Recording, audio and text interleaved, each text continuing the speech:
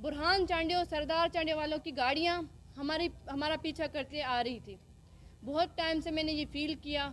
मैंने समझा शायद पहले हमने समझा कि ये क्रॉस करके जाएंगे, उन्होंने हमें क्रॉस नहीं किया। ये हमें फॉलो करते आ रहे थे और क्रॉस भी नहीं कर रहे थे। इनकी बदमाशी देखें वडेरों की कि ये ब्रेक्स लगाते आ रहे थे, ओवरटेक करते आ रहे थे। शायद उनका इंटेंशन तो यही मुझे फील हुआ कि ये चाहते हैं कि हमारी गाड़ी कोई किसी खड्डे में चली जाए, रोड का कोई हादसा हो जाए ताकि उन पे भी कुछ ना आए। उनके पर्सनल गार्ड से गाड़ियों में जो कि हमें हरासा कर रहे थे, मैंने फील किया, मुझे खतरा महसूस हुआ।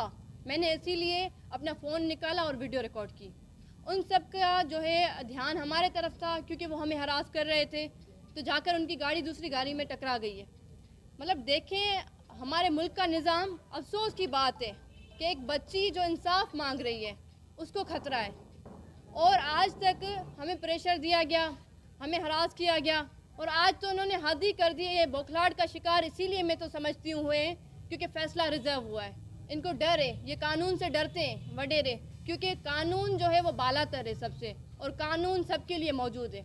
मैं यकीन रखती हूँ कि पाकिस्तान में कानून अभी भी मौजूद है, इसीलिए ये बौखलाहट का शिकार हुए हैं, इसीलिए इन्होंने हमारे साथ ये खतरात हैं कि मेरी फैमिली को और मुझे नुकसान दिया जाएगा, जो कि आज ऑन रिकॉर्ड चीज़ पड़ी हुई है।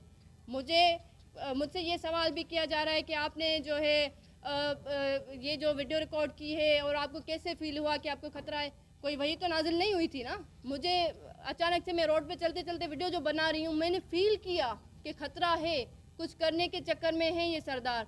इन्होंने हमें जो है एक थ्रेट किया है, हमें जो है नुकसान देने की कोशिश की है। इस चीज़ पे